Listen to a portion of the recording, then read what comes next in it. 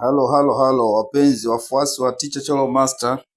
Kwamba leo sasa tunaenda kuianza kazi ya kitabu chetu pendwa cha novel au novela kinachoitwa Animal Farm kilichoandikwa na George Orwell, na setting ya kitabu chetu ni England, japokuwa kwamba hii ni algoric.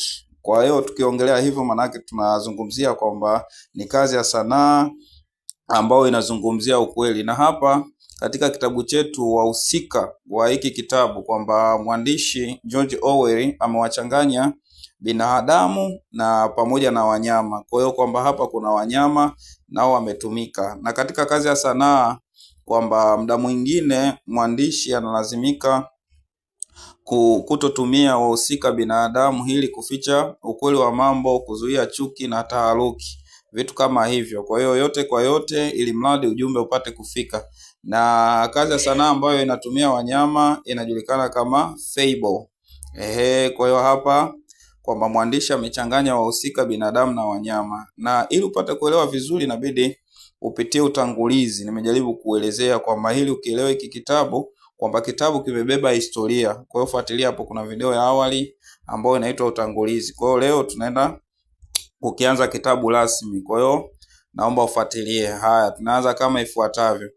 Kuna mhusika wetu mkuu ametambulishwa hapo. Haya, naanza. Anasema Mr. Jones is the owner of Manor Farm. Kwamba huyu Mr. Jones yeye ndo mmiliki wa shamba la wanyama. Kwa huyu ni binadamu. Kwa hiyo hapa mwandishi amemtumia Mr. Jones kama binadamu ambaye anawatreat vibaya wanyama. His temper was drunkenly up to bed. Akaanza kupepesuka kwa sababu alikuwa amelewa, huku akielekea kitandani. As a farm animals wait in still silence. Wakati yeye amelewa na kupepesuka, wanyama walikuwa wakisubiria huku akiwa kimya, kwamba mwamba anarudi ambaye anawamiliki wanyama, ambaye ni kama kruli, yani kama katili, kwamba anarudi akiwa amelewa. Kwa hiyo wanyama walikuwa wamekaa kimya bandani. When he is out of sight, alipotoweka kwenye macho yao, they begin to prepare themselves for the big meetings. Wakaanza kujiandaa na mkutano mkuu, that is to take place that night, kwamba hao wanyama wamepanga wafanye mkutano ambao watakutana usiku huo. Old Major, kwamba huyu nishamuelezea kwamba kidunia mhusika hapa alimlinganisha, au kwamba ni mhusika ambaye amechukua rolo ya Karl Marx, ambaye Karl Marx duniani ana mchango mkubwa kwa sababu huyu ndiye mwanzilishi wa hii ambayo tunaita ujamaa. Katika mifumo ya maendeleo ya binadamu, kwamba Karl Marx alitambulisha mfumo wa ujamaa. Kwa hiyo ni mtu muhimu sana, kwamba ndoto yake ilikuwa ni kuwafanya binadamu waishi katika usawa, waepuke matabaka na waepuke unyonyaji kati ya binadamu na binadamu. Kwa hapa kuna mhusika wetu mkuu ambaye pia ametambulishwa, anaitwa kuna mhusika wetu ambaye anaitwa Old Major.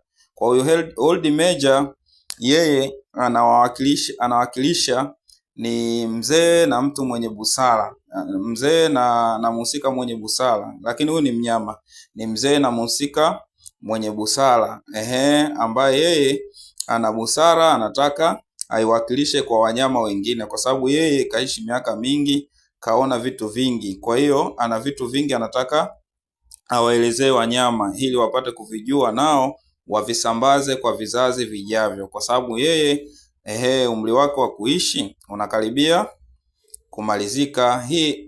So Old Major ambaye huyu ambaye ametokea mwanzoni, kwamba hapa kaakti kama mtu mwenye busara. He called the meeting, yeye ndo aliitisha mkutano, to discuss the strengths dream he had the previous night. Kwa anataka atoe busara zake, kwamba yeye kwamba alikuwa na ndoto usiku uliopita. Kwa hiyo anataka wasambazie wanyama ndoto zake na busara zake. The first animals to arrive are the 3 dogs. Kwa hiyo wanyama wa kwanza kutokea katika mkutano walikuwa ni mbwa watatu, ambaye wa kwanza anaitwa Blueberry, wa pili anaitwa Jis, na watatu anaitwa Pincher. Kwamba na hawa mbwa kwa pale katika hiki kitabu chetu wamewakilisha tabaka la nani? la vyombo vya dola kama vile wanavyoona wanajeshi na mapolisi ambao wao wanatumia nguvu kunini kuwakemea raia au watu ambao wanaenda kinyume na utawala. Hao ni mbwa watatu tutawashika, Bluebell, Geese na Pincher. Hao ndo wa kwanza kufika katika mkutano, followed by the pigs, wakifuatiwa na nguruwe, ambao hapa katika kitabu chetu nguruwe wamegewa kama tabaka la viongozi. Haya, hens, pigeons, sheep, cows, alive. Pia wakaja kuku, njiwa pamoja na kondoo nao walifika. Walifika na ng'ombe, as well as horses, na vile vile wakafika na farasi wawili ambao Boxer na Clover. Na hawa farasi kwamba wamewakilisha tabaka la wafanyakazi, yani watu ambao wanajitoa katika nchi, wanamwaga jasho kwa ajili ya maendeleo ya nchi, ndio hao hapa. Yani hili ni tabaka ambalo linachapa kazi na kuvuja jasho kwa maendeleo ya nchi. Hawa nao walifika. Vile vile kuna Muri, kuna mhusika mwingine anaitwa Muri. Huyu Muri the white goat, yeye ni mbuzi, naye alifika. And the donkey Benjamin follow, na vile vile akafika punda anaitwa Benjamini. A group of motherless ducklings wanders in and vile vile tunaonyeshwa kuna wahusika ambao ni motherless, ambao hawa ni ducklings, vitoto vya bata, nao vilikuwepo, ambavyo hivi vitoto vya bata vilikuwa ni motherless kwa sababu binadamu tayari alishafanya yake, alishawaua wazazi wa hawa bata, kwamba tunaona namna gani binadamu alivyokuwa katili. Kwa hiyo vile vitoto nao vilikuwa vina wonders, vinahangaika huku na kule, nao vilikuwa vinaingia ndani. And Clover naye alifika, being the motherly type, forms safe place for them to sit with her legs. Kwa hiyo kwamba huyu Clover akavitafutia vile vitoto vya bata sehemu salama ya kukaa ili wapate kusikiliza mkutano. Haya, kuna mhusika mwingine anaitwa Muri, the young mare. Huyu Muri yeye ni farasi jike, arrives just before the cat, anafika kabla paka hajafika. Who settles between Boxer and Clover. Huyu Muri anakaa kati ya Boxer na Clover. The only animal missing, mnyama pekee aliyekosekana alikuwa ni Moses the raven. Huyu ni kunguru. Na hapa ni mhusika ambaye role yake katika hii novel ni kusambaza propaganda katika state, katika nchi.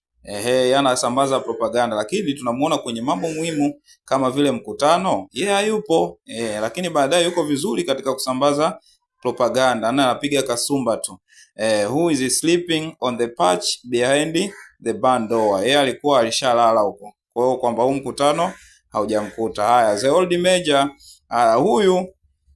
huyu Bo ambaye anaitwa Old Major addresses the animal, anaanza sasa kuwahutubia wanyama.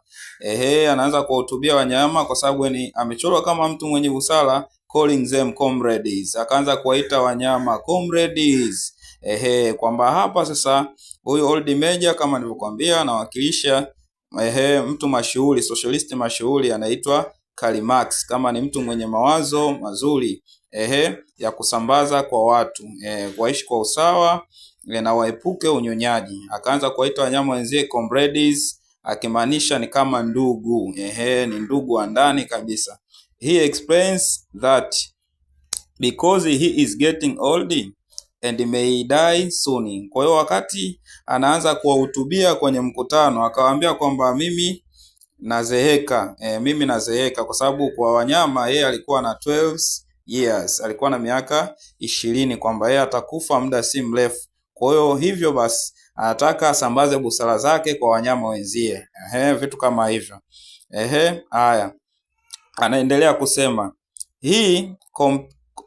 hapo anasemaje? He compares the animals lives to slavery. Anasema nyi wanyama mnaishi katika hali ya utumwa ambao mnafanyishwa na binadamu, and says that, na anasema kwamba it is all because of the way the human must treat them. Hiyo ndo namna ambao wanyama, ndo binadamu anavyopenda kuwatreat au kuwalea.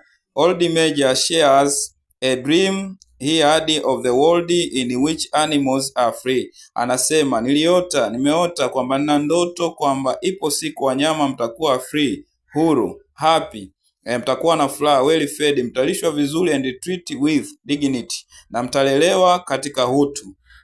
He encourages the animals to join together, na akawa encourage au kuatia hamasa wanyama ili waungane pamoja, na akawaita comrades, yani maana yake ni ndugu au marafiki.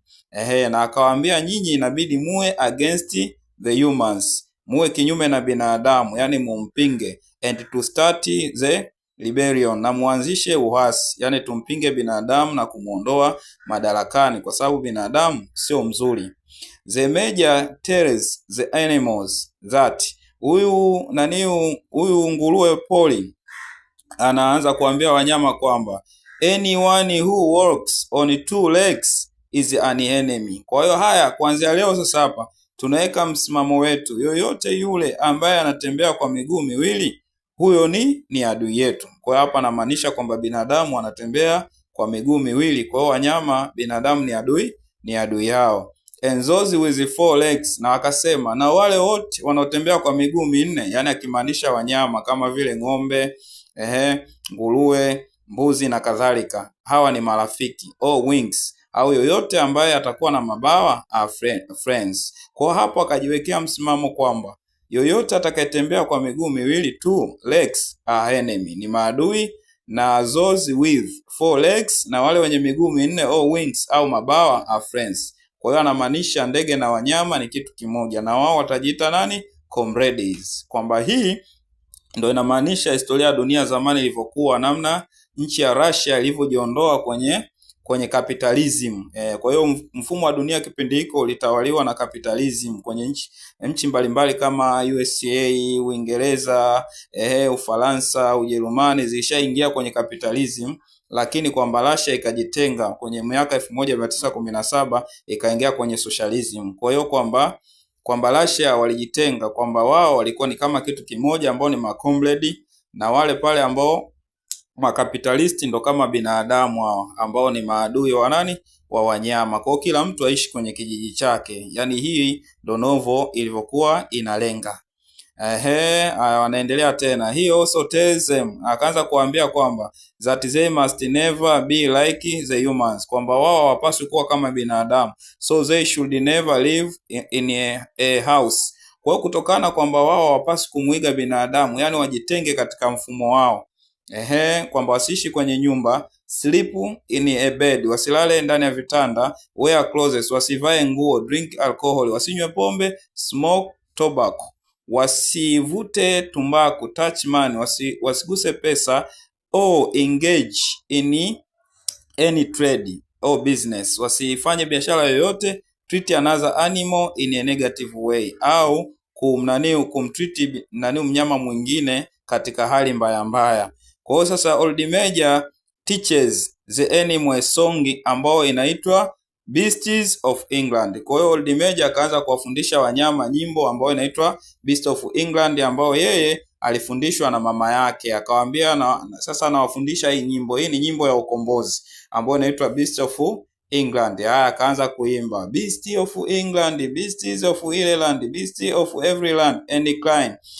Wanyama wa Uingereza, wanyama wa Ireland, wanyama wa kila ardhi na climb na hali mbalimbali. Hearkens to my joyful tidings. Sikilizeni habari yangu mzuri sana ambao nataka niwaambie. Of the golden future time, ambayo ya kizazi cha baadaye cha dhahabu. Soon or late, kwa haraka au kwa kuchelewa, the day is coming, hiyo siku inafika. Tyrant man, huyu binadamu ambaye ni dictator, shall be overthrown, atapinduliwa, and the fruitful fields of England, na ardhi yetu hii yenye rutuba, shall be trod by beasts alone, itakanyagwa na wanyama peke yake. Links shall vanish from our noses, na vile vitu ambavyo tunafungwa na binadamu kama malings kwenye mashingo, mapua kama wanavyofanywa mafarasi, yataondoka. Cruel whips no more shall crack, na mijeledi hatutapigwa tena.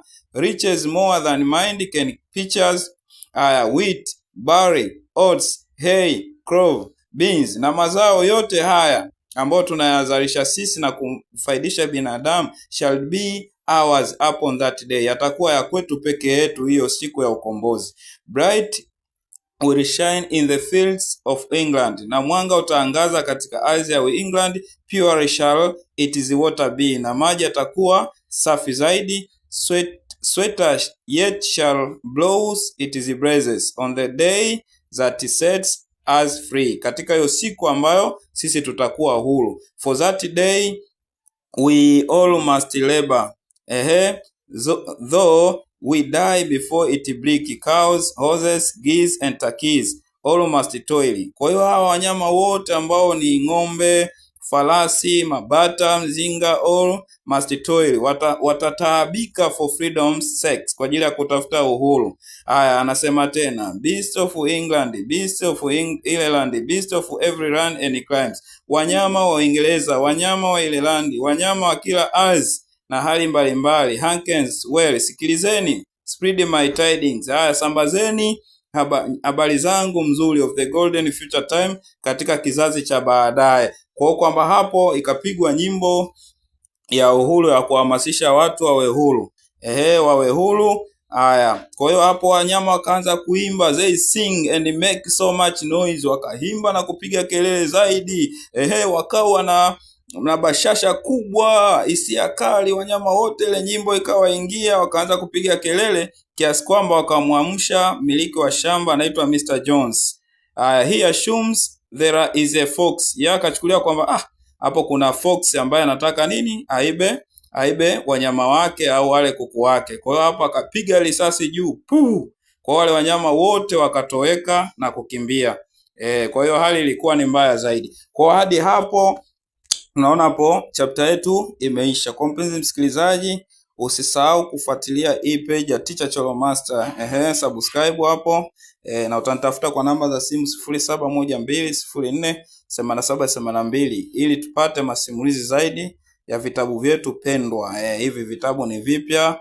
Kuna kitabu ambao tayari isha posti, The Opportunist Elite, na vile vile kuna mashairi. Kwa hiyo hiki kitabu cha The Animal Farm tutafanya muendelezo. Na ukitaka uchambuzi wa haraka zaidi unaweza ukanitafuta kwa hizo namba za simu 0712048782. Mambo ni mazuri sana. Kwa hiyo hadi hapo tumemaliza, tutaendelea na uchambuzi zaidi huko mbele. Bye.